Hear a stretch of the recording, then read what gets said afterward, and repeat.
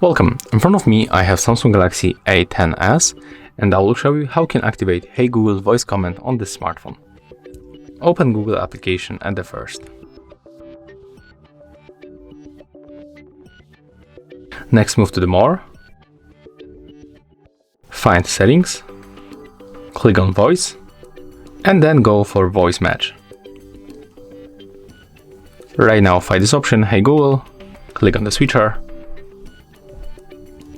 Click Next. Tap on this arrow. Tap Agree.